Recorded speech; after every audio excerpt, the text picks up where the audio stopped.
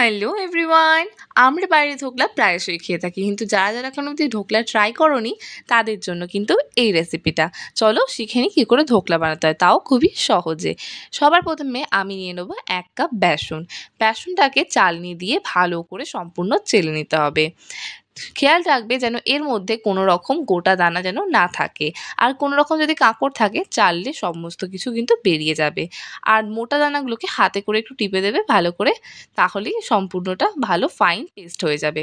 দেখো কি সুন্দর চালা হয়ে গেছে। এবার আমি এর মধ্যে দিয়ে দিচ্ছি স্বাদ মতো নুন, আর দিয়ে দেবো 1 চামচ হলুদ গুঁড়ো।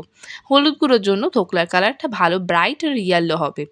এবার আমি এর মধ্যে দিয়ে দিচ্ছি আদাকে গ্রেট করে, তুমি চাইলে আদার পেস্টও দিতে পারো। এবার ঝালের জন্য আমি দিয়ে দিচ্ছি কাঁচা লঙ্কা কুচি। কাঁচা লঙ্কাগুলোকে একদম সরু সরু করে গোল গোল করে আমি কুচিয়েছি। এবার হুইস্ক দিয়ে সমস্তটাকে ভালো করে মিক্স করে নিতে হবে। আমি হুইস্কার ইউজ করছি, কারণ চামচ দিয়ে করলে কি হয়, জিনিসটা ঠিক ফাইন হয় না, আর আমাদের এর মধ্যে যে লাম্পস যে বানাতে হবে সেটা কিন্তু হবে না। এবার আমি যেহেতু একটা ব্যাটার বানাচ্ছি, এর মধ্যে আমি জল অ্যাড করছি।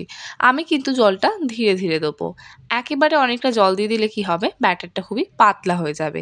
তাই ধীরে ধীরে জল দিয়ে দিয়ে একদম সুন্দর একটা পাতলা না করে একদম মোটা মোটা ব্যাটার বানিয়েছি। দেখো আমরা যখন চপ ভাজি যেরকম ব্যাটার করি, তো এটা কতটা সেই রকমই, কিন্তু তার থেকে একটু থিক হচ্ছে।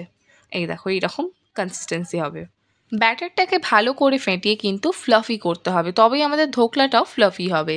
আর যখন তুমি ফ্যাটাবে, যে কোনো এক দিক দিয়ে ফ্যাটাবে, বারবার কিন্তু চেঞ্জ করবে না। চেঞ্জ করলে আমাদের এটা ফ্লাফি হবে না, আর লাম্পসগুলোও ফেটে যাবে। এবার এর মধ্যে দিয়ে দিচ্ছি হিং।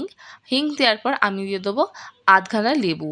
লেবুটাকে ভালো করে নিংড়ে আমি এর মধ্যে দিয়ে দিয়েছি। আর আমি এর মধ্যে সাদা তেলকে গরম করে দিয়েছি।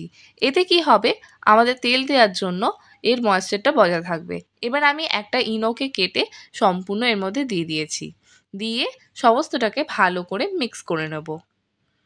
ইনোটা দেওয়ার মাত্র সঙ্গে সঙ্গে ভালো করে মিক্স করে নেবে, আর দেখবে আমাদের এই যে ব্যাটারটা একটু ফুলে উঠবে।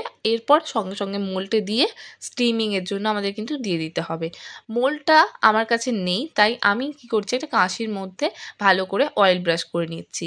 এই কাজটা কিন্তু আগে করবে, মানে ইনো দেওয়ার আগে এই কাজটা করে তারপর তোমাকে করতে হবে। আর তোমার কাছে যদি কেক মোল্ড থাকে তাহলে এই সব কাঁচি ফাঁসি দেওয়ার তোমার কোনো প্রয়োজন নেই। এবার সম্পূর্ণটাকে ভালো করে আমি এর মধ্যে ট্রান্সফার করে দিচ্ছি। ট্রান্সফার করে একটু ভালো করে এটা নাড়িয়ে নেবে, যেন চারদিকে ব্যাটারটা একদম সমানভাবে থাকে। এবার আমি এটাকে স্টিম করে নেব।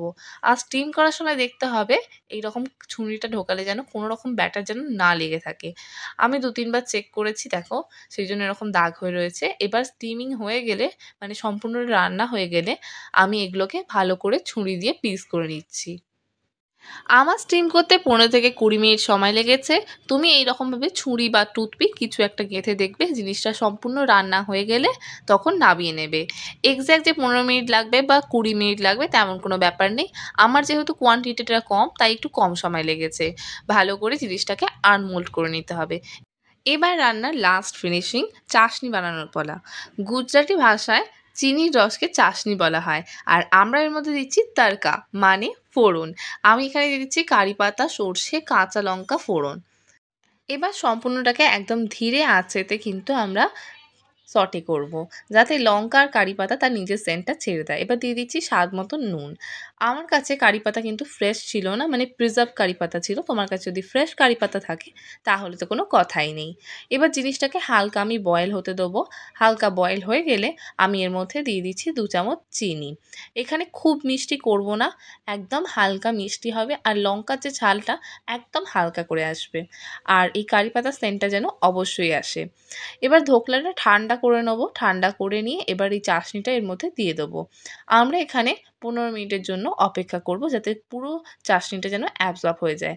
এবার উপর থেকে নারকেল কুড়ো আর ধনেপাতা ছড়ালেই রেডি হয়ে যাবে আমাদের ঢোকলা পেটে যাওয়ার জন্য। Enjoy it!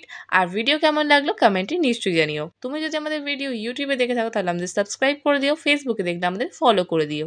And don't forget to like, comment and share. ইতি তোমার ফোড়ন। বাই।